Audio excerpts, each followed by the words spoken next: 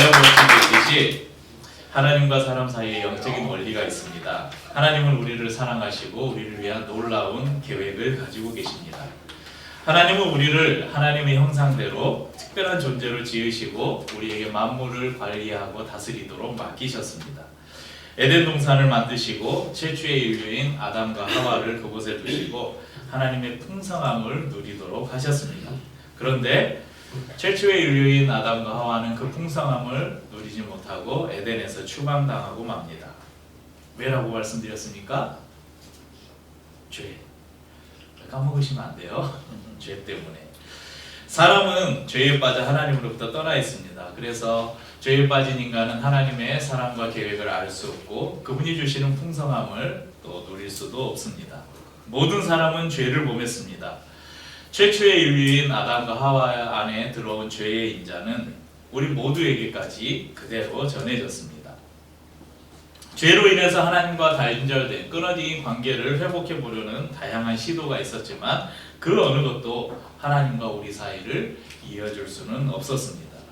죄로 인해 단절된 하나님과의 관계를 이어줄 수 있는 유일한 방법, 바로 예수 그리스도만이 이 죄를 해결할 수 있는 하나님의 유일한 길입니다.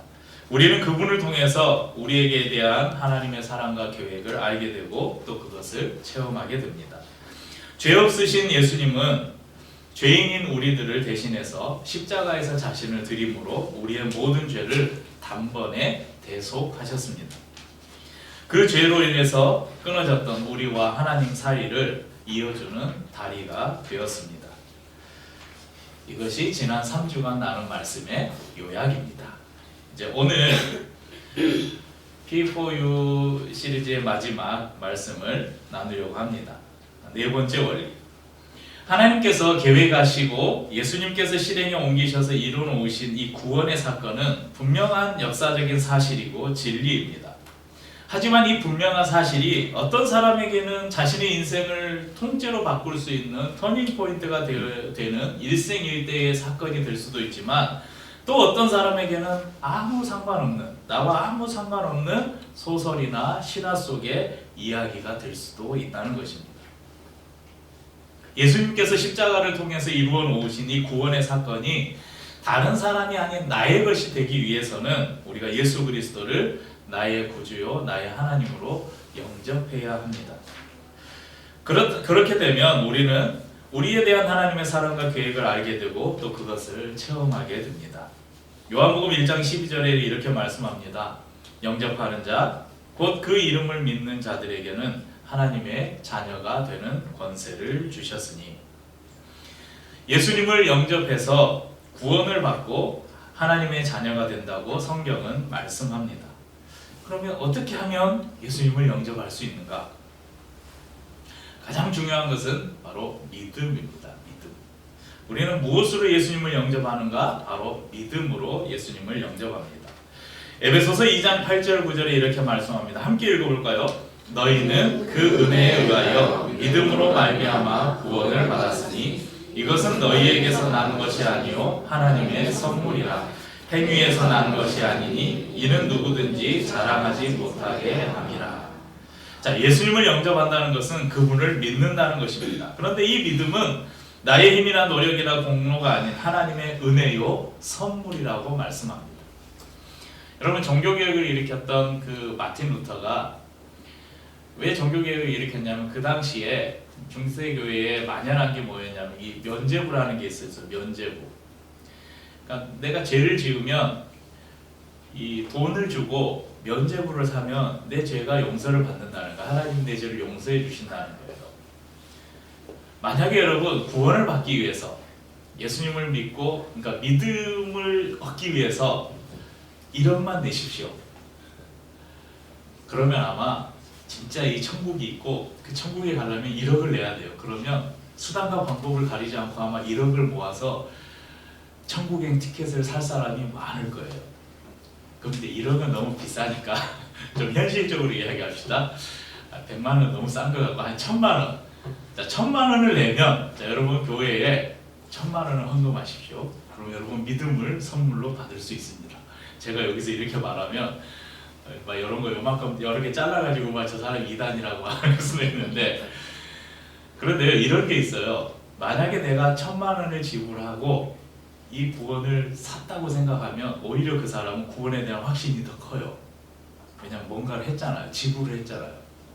아니면 여러분, 우리나라도 저기 무슨 범죄를 저지르면 사회봉사 명령 몇 시간, 뭐 60시간, 그래서 어디 가서 봉사해야, 봉사하라는 그 형벌 중에 그런 게 있잖아요.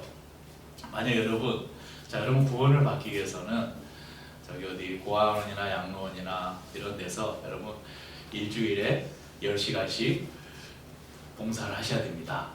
이러면 여러분 천국에 갈 수 있습니다. 그럼 열심히 봉사를 할 거예요. 그리고 확신을 할 거예요. 야, 내가 일주일에 10시간씩 이렇게 봉사를 했으니까 이제 나는 천국에 갈 수 있어.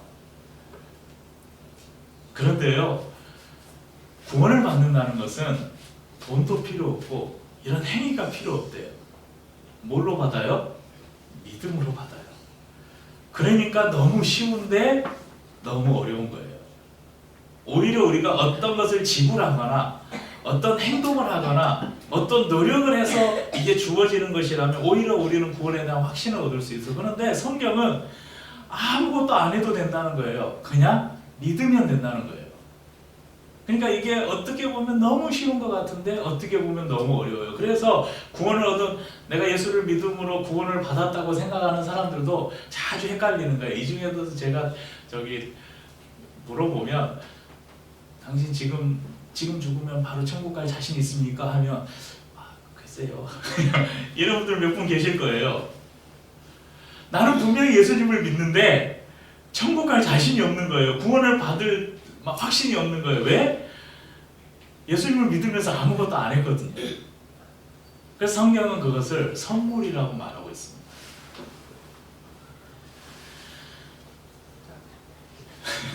하빈이 어려워.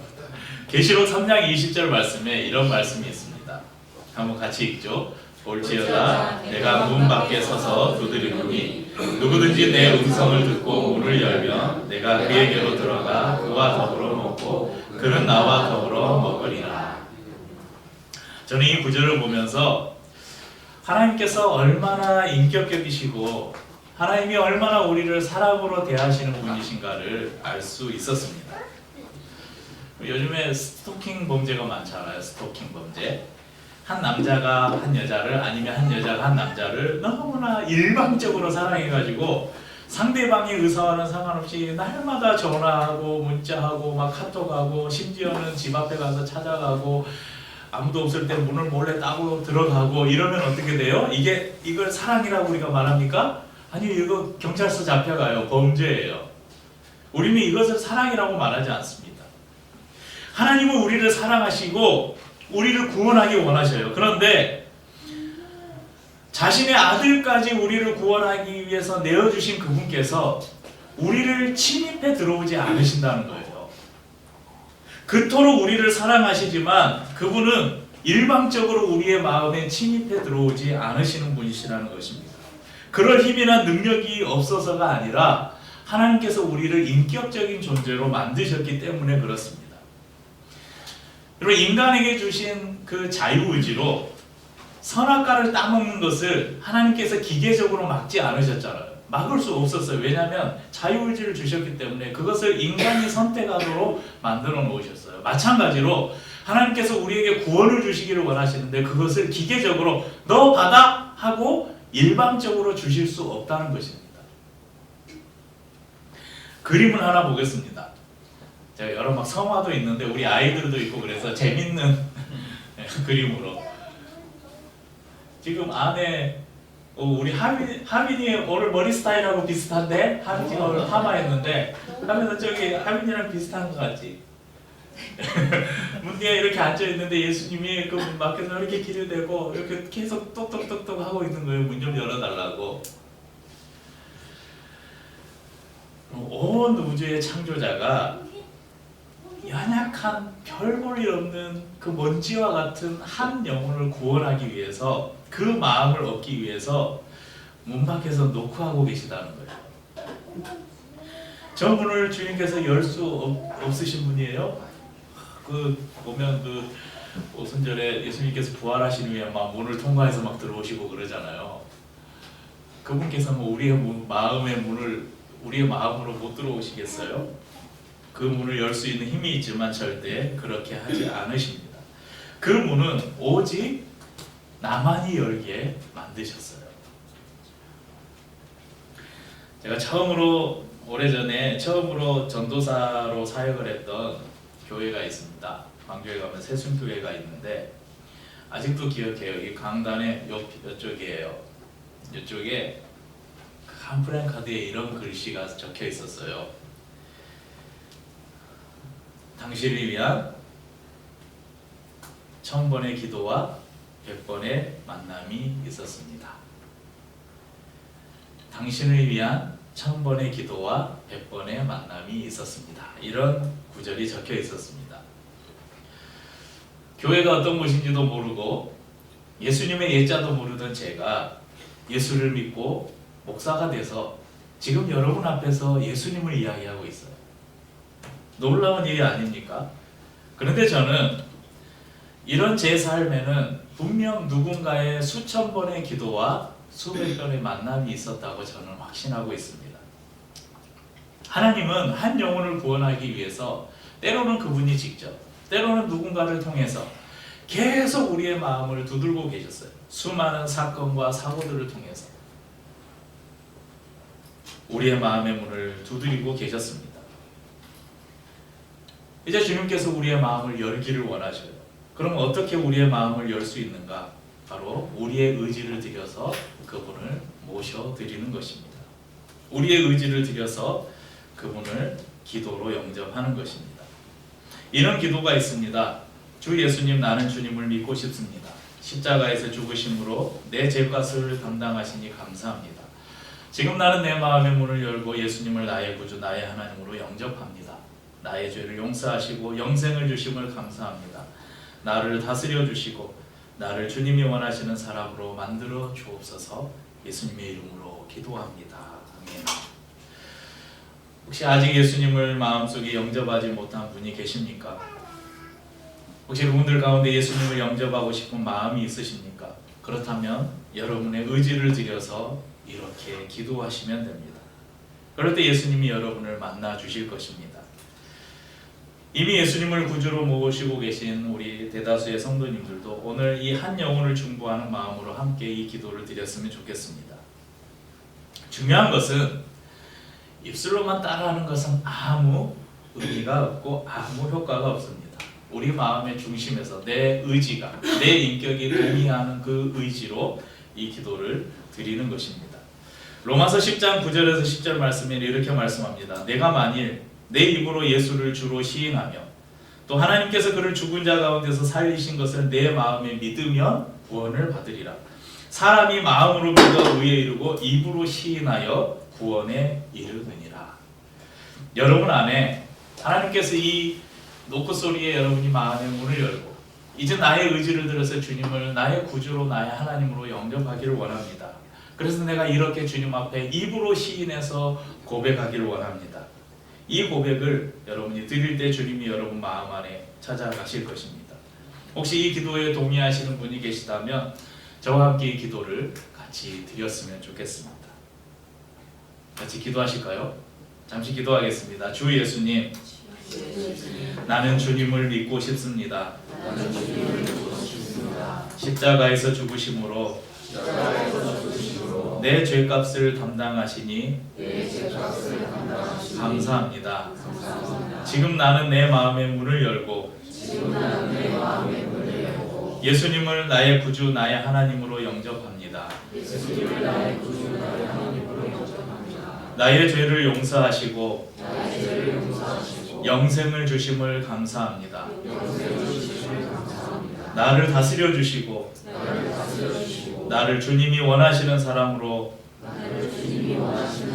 만들어 주옵소서. 예수님의 이름으로 기도합니다. 아멘. 그럼 진실의 마음으로 이 기도를 따라하셨다면 여러분의 마음속에 이미 예수님께서 거하고 계십니다. 어떻게 이걸 확신할 수 있어요? 성경이 이것을 우리에게 보증해 줍니다.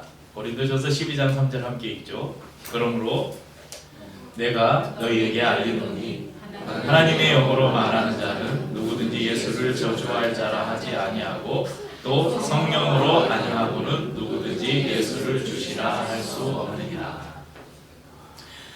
나의 인격이 예수님이 나의 구주십니다. 그냥 말로만 따라한 거 말고요.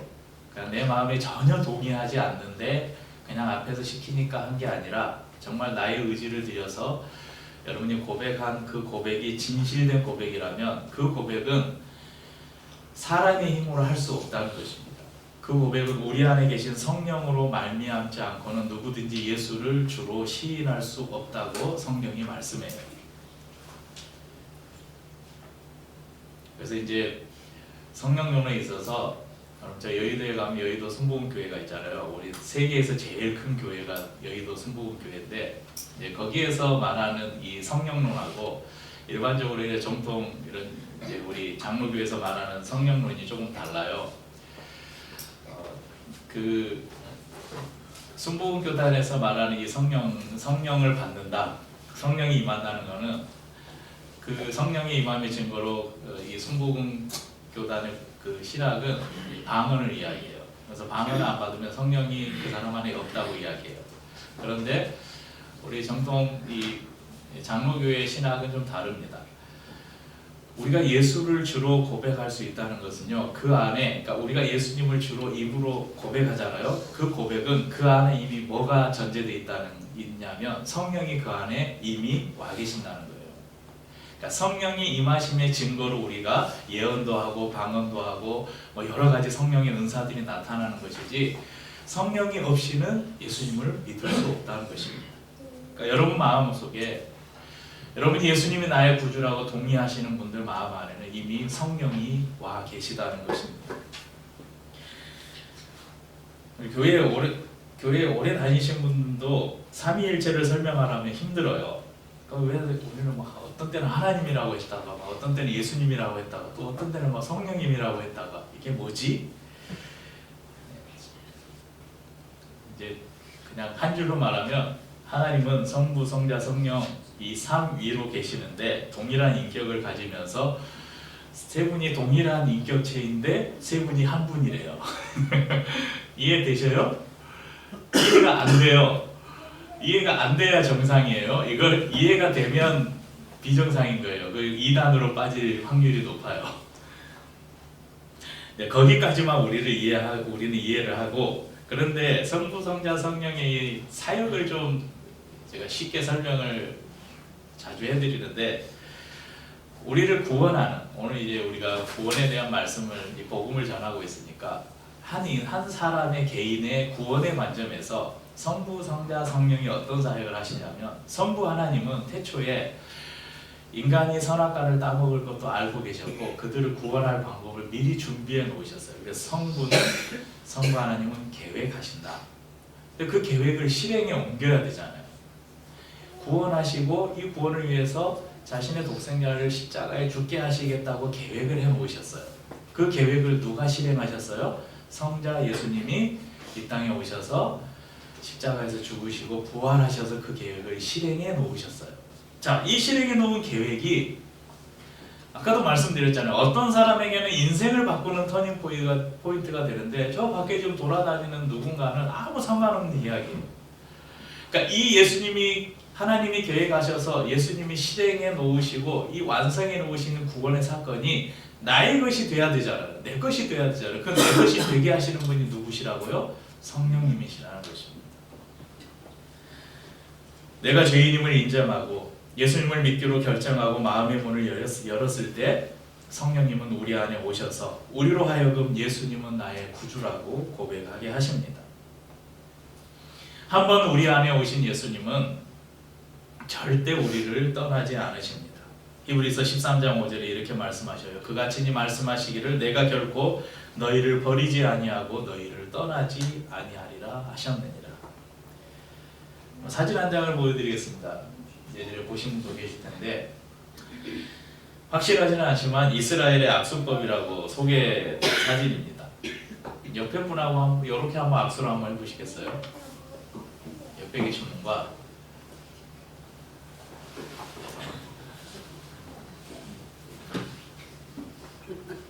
네. 자, 이 악수의 특징이 하나 있는데요. 네, 둘 중에 한 분이 손을 한번 놔보세요. 네.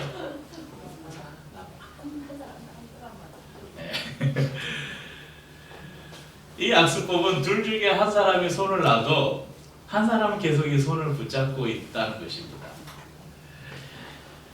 그러니까 우리가 때로 믿음이 연약해지고 시험에 빠질 때도 있어요.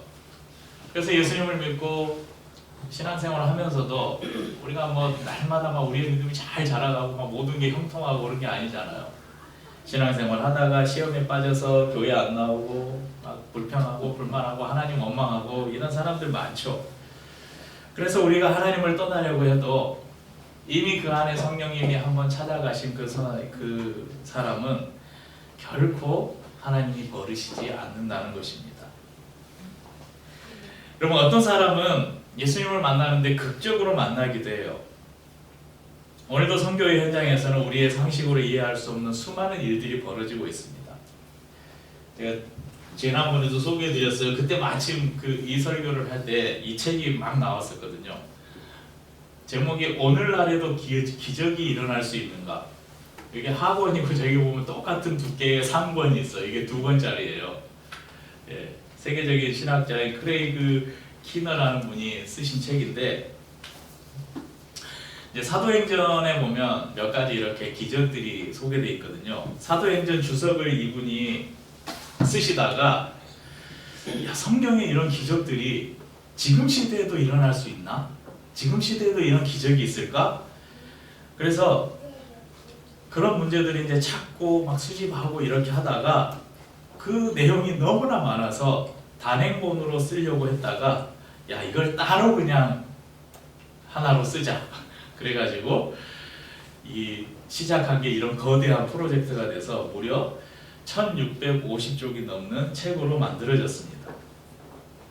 저자는 고대부터 중세, 현대뿐만 아니라 동양과 서양, 아프리카와 남아메리카 지역에서 일어난 수많은 기적들을 수집하고 확인하고 검증하고 그 이야기들이 지어낸 이야기가 아니라 신화 속의 이야기가 아니라 실제 있었던 역사적인 사실이라는 것을 이 책에 기록하고 있습니다.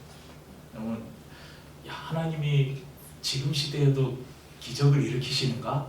안 믿어지는데? 하시는 분들이 이 책을 빌려 가셔서 읽어보시기 바랍니다. 여기 있는 신앙 서적들은 우리 성도님들은 마음껏 빌려 가셔도 돼요.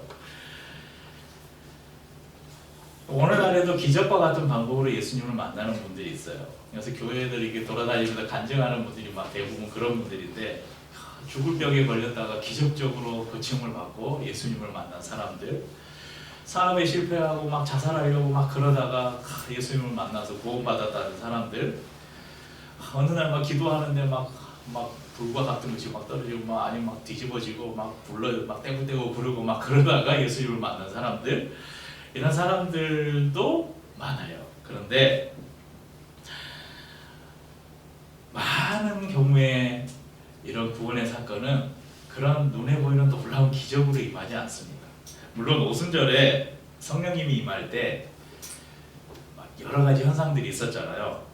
하늘로부터 급하고 강한 바람 같은 소리가 있고, 사도행전 2장에 보면 불의 혀 같은 것이 막 각 사람이 이렇게 막 머물러 있고, 최소 15개의 언어를 사용하는 지역에서 사람들이 왔는데, 제자들이, 이 사도들이 이 유대인, 그러니까 당시에 뭐 헬라어로 히브리어로 이야기를 했겠죠. 그런데 그 사람의 말들을 다 알아듣는 거예요. 언어가 통용되는 기적이 일어났습니다. 그런데 이 사건, 오순절 마가의 다락방에서 성령이 임하는 이 사건 이후에 조금만 더 성경을 내려가면 사도행전 2장 같은 장의 36절에서 41절을 보면 이런 말씀이 있어요. 그런즉 이스라엘 온 집은 확실히 알지니 너희가 십자가에 못 박은 이 예수를 하나님이 주와 그리스도가 되게 하셨느니라 하니라. 그들이 이 말을 듣고 마음에 찔려 베드로와 다른 사도들에게 물어 이르되, 형제들아, 우리가 어찌할까 하거늘. 베드로가 이르되, 너희가 회개하여 각각 예수 그리스도의 이름으로 세례를 받고 죄사함을 받으라. 그리하면 성령의 선물을 받으리니 이 약속은 너희와 너희 자녀와 모든 먼데 사람 곧 주 우리 하나님이 얼마든지 부르시는 자들에게 하신 것이라 하고 또 여러 말로 확증하며 권하여 이르되 너희가 이 패역한 세대에서 구원을 받으라 하니 그 말을 받은 사람들은 세례를 받음에 이 날에 신도의 수가 3,000이나 더하더라. 그러니까 이제 오순절 성령 강림을 체험한 이 제자들이 나가서 이제 복음을 전하는데 베드로가 이 예수님의 구원의 사건을 이렇게 전해요. 근데 이때 몇 명이 구원을 받았다고요? 세례를 받았다고요? 3,000명. 그런데 이 성경의 이 내용 중에 어떤 사람은 불을 받았다? 어떤 사람은 병에서 고침을 받았다? 놀라운 기적을 체험했다는 기록이 하나도 없어요. 오직 뭐가 있냐면 37절에 듣고 마음에 찔려 41절에 그 말을 받은 사람들은 세례를 받으며 사도들이 전하준 복음을 듣고 그 마음에 찔렸다는 거예요. 찔렸다는 건 뭐냐면 내가 죄인이라는 걸 깨달았다는 거예요. 그러면 어떻게 해야 되냐? 사도들이 전하준 예수 그리스도를 믿고 구원을 받으라. 그것을 그대로 믿었다는 거예요. 그럼 믿고 세례를 받는데 그 사람들이 바로 구원을 받은 신도, 성도가 되었다고 성경은 기록합니다. 어떤 사람에게는 기적처럼 찾아오기도 하지만 대부분의 사람들에게 이 구원은 소리 없는 바람처럼 잔잔한 비처럼 찾아옵니다. 내가 예수님을 영접했는데 뭔가 마음에 뜨거움도 없고 감격에 눈물도 없다고 해서 내가 구원 받았나? 의심하지 마시길 바랍니다. 여러분의 고백이 진실된 고백이었다면 여러분이 이미 구원을 받은 것입니다. 그리고 이제 매일의 삶 속에서 그 구원을 경험하며 살게 될 것입니다. 오늘 본문을 다시 한번 읽어봅시다. 고린도후서 5장 17절. 그런즉 누구든지 그리스도 안에 있으면 새로운 피조물이라. 이전 것은 지나갔으니 보라 새 것이 되었도다. 우리는 그리스도 안에서 전혀 새로운 존재가 되었습니다. 이전 것, 곧 우리의 옛사람은 그리스도와 함께 십자가에서 죽고 새 것, 곧 하나님의 자녀로 새롭게 태어났습니다. 어떤 사람에게 양 100마리가 있었어요. 그 중에 한 마리가 양을 들판에 이렇게 내놓고 키우다가 저녁이 되면 이제 양을 다 불러 모아서 우리에 다시 넣잖아요. 그런데 세 보니까 어라? 한 마리가 없어요. 그러면 이 목자는 어떻게 합니까? 99마리를 그대로 두고 나가서 이 잃어버린 양을 찾다가 찾을 때까지 찾다가 이 양을 발견하고 너무 기뻐서 양을 메고 집에 돌아와서 벗들을 불러 친구들, 이웃들을 불러서 잔치를 열었어요. 이게 누가복음 15장 7절에 기록된 이야기입니다. 그러면서 7절 말씀이 이렇게 말씀해요. 내가 너희에게 이르노니 이와 같이 죄인 한 사람이 회개하면 하늘에서는 회개할 것 없는 의인 99으로 말미암아 기뻐하는 것보다 더하리라. 하나님이 99마리, 이 목자가 99마리의 양을 소중하게 여기지 않는다는 말이 아니에요. 이 양도 다 소중해요. 여기에 있는 한 사람 한 사람 우리 모든 성도들을 하나님께서는 사랑하시고 소중하게 해요. 그런데 하나님은 더 무엇에 관심이 있느냐? 밖에서 지금 돌아오지 못한, 집을 나간, 잃어버린 한 마리에 더 관심이 있다는 것입니다. 그리고 그 한 마리를 찾았을 때 여러분 친구들, 이웃들 몰라서 잔치하면 그 양보다 비쌀까요? 쌀까요?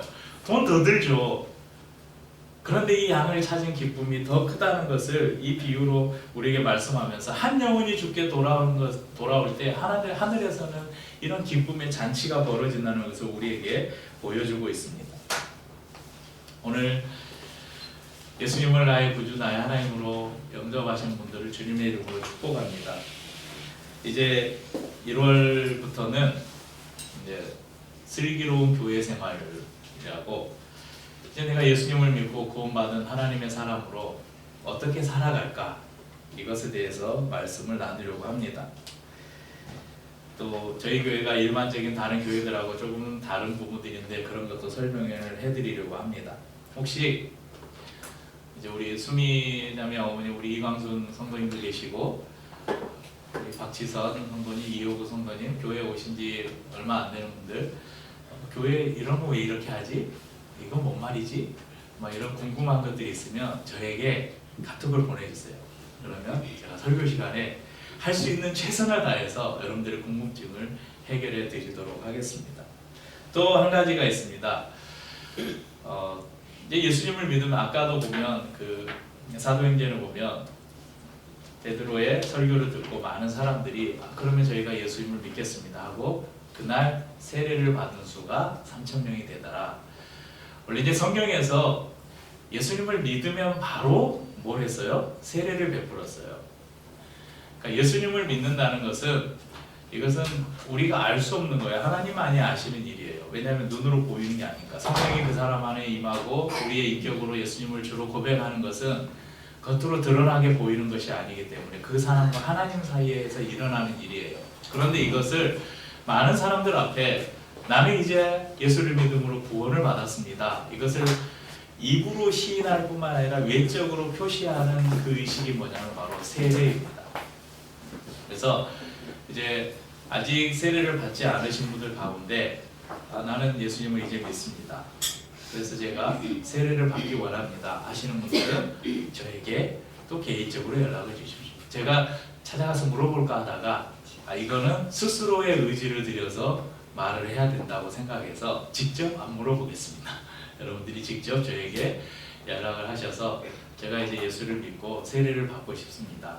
그렇게 저에게 연락을 주시면 소정의 교육과 과정을 통해서 또 좋은 날에 또 교회에서 여러 복된 세례식을 가질 수 있도록 그렇게 하겠습니다. 오늘 하나님께서 이 교회를 통해서 하나님의 복음이 전해지고 또 한 사람 한 사람이 하나님의 백성으로 그렇게 돌아오는 그 일들이 앞으로도 계속해서 일어날 것을 기대합니다. 우리 하나님을 찬양하고 성찬을 나누도록 하겠습니다.